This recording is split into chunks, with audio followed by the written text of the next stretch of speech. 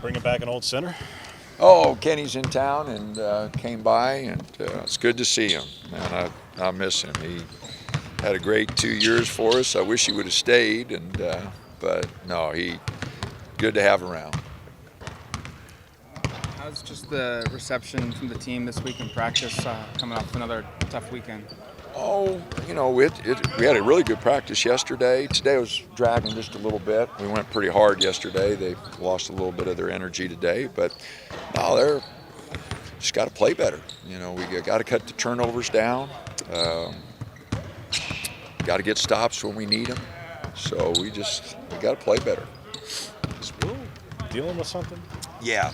No, he's banged up a little bit, and he didn't practice yesterday, didn't practice today.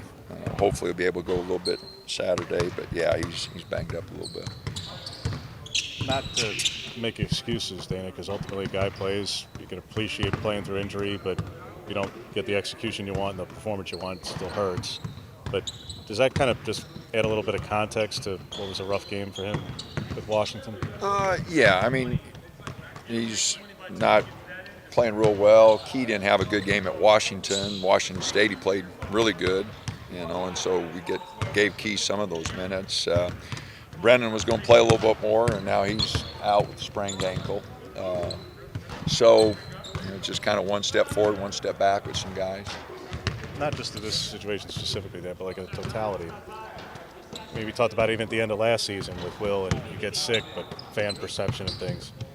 Why do you think it is that this fan base, like as much as they want out of Will, they have high expectations, but it's like they're so much faster to criticize than they are to have appreciated the times where this season he keeps things afloat, or last year playing when he did play well, but that he's just this, it seems like he's a polarizing figure, yet to a person he's not, a polarizing personality.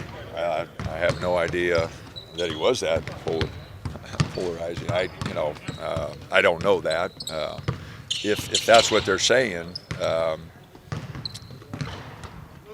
they're not here every day. People can say whatever they want, but they weren't here at 1:30 today till 4 o'clock. They weren't here yesterday, 1 o'clock to 4 o'clock. They're not with us, and so I guess that's why I don't care what they say. We put a lot on Will for a long time there. Has he been up and down? Yeah, and he'll be the first one to be his own critic. He's disappointed that he hasn't done more. But he had mono last year and played a few games with it before we figured out what he had. He's played with a bad hand, a bad finger, and a bad hip, and tries to push through. And we had other guys not playing real well, so I just stayed with him. And that's, if there's anybody blaming, blame me. For playing him too much.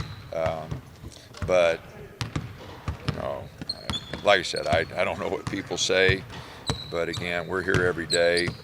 We've got some coaches that have a lot of experience, that we talk every day about what we feel is best for the team, and we're going to do what we feel is best, knowing what we see every day, trying to have some standards for our program of what's expected. And as you mentioned, when we got down to 6 or 7 guys, if it wouldn't have been for Will, we would have really struggled in that period with Keyshawn out, Jermaine out, Brennan out.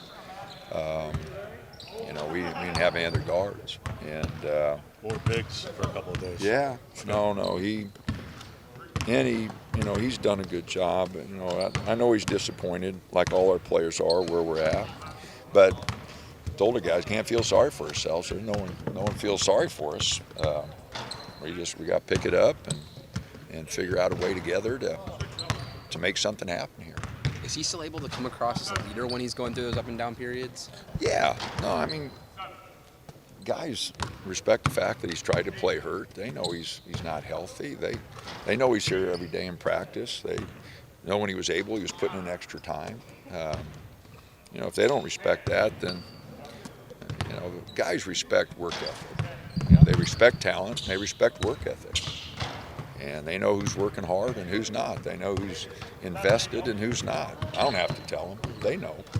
And so again, it's tough on the team, but they're trying to fight through it, and I haven't done a good job helping them out with some of it.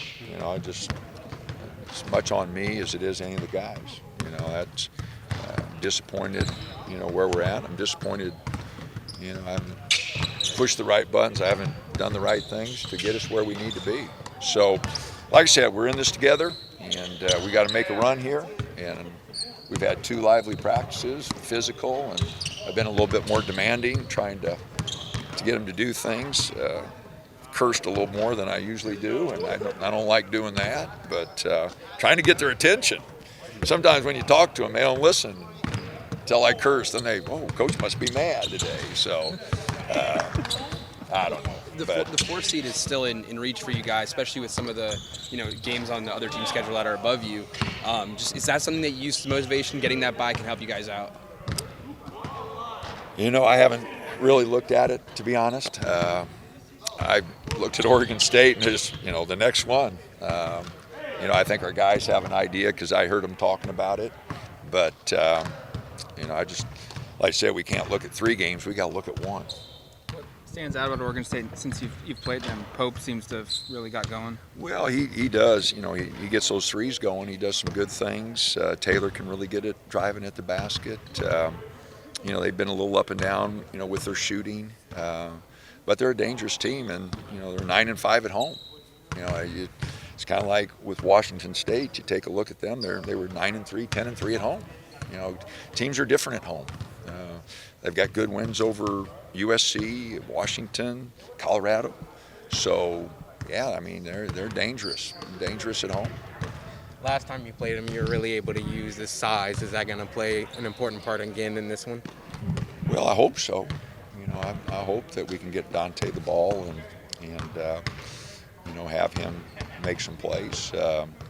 But yeah, no, Dante and Nate, Khalil's got to get going a little bit. But yeah, we hope all of them can go.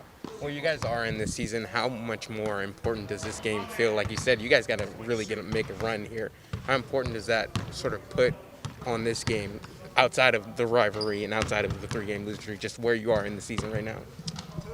Like I said, every game, it's the next one, and we got to get prepared for the next game. Back in November, right before the season got going, Dan, in that open practice, you had a little bit of gallows humor to the crowd, but I would argue that you were trying to warn them a little bit because of how everybody was hurt and not practicing, and this one's dealing with that and this and that. So I'm guessing that you definitely foresaw in the early part that things would be a struggle. But when guys came back, what's been most frustrating to you over the last 2 months where you have been healthy? And probably the most frustrating thing is the connection with them. Things that our coaching staff feels is important. We just haven't been able to convey that. And be focused on the same things at times.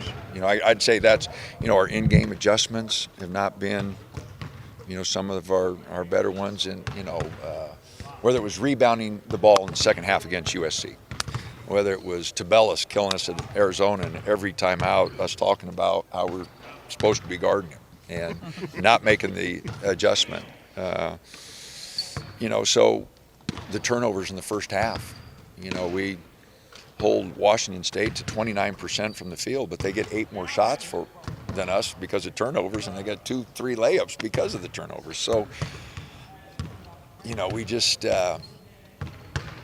kept turning it over. I tried to have an analogy that's like you're playing football and you fumble once, you fumble twice. At third possession, you can't fumble the dang thing. You got to try to. And we just, didn't make. Now we did a much better job second half when we had 2 turnovers. But that first half, we should have been up more because our defense was really good, and you just didn't get enough shots on goal. So whatever the reason, I just don't feel like we've been able to get our message across. And I've talked to the guys about that. Shot selection, it goes in one ear, out the other. So we're not playing to our strengths. I talked to each one of them individually about, what they're doing well and play to your strengths. And I guess they're all trying to prove me wrong. But no, I'd say that's what I'm most disappointed in. That we just haven't been able to connect. And when a team doesn't optimize what you think they should do, as a coach, a teacher, you're disappointed. But again, we can't change any of those games. We got to worry about the next 3 and try to get that connection, try to get those things going. And again, the last couple of practices have been good. We're still making a lot of mistakes, but at least I think they're trying to work with me a little bit better. And they don't like being where they're at either. I don't like it. They don't like it. So the only way we change that is change a few things up.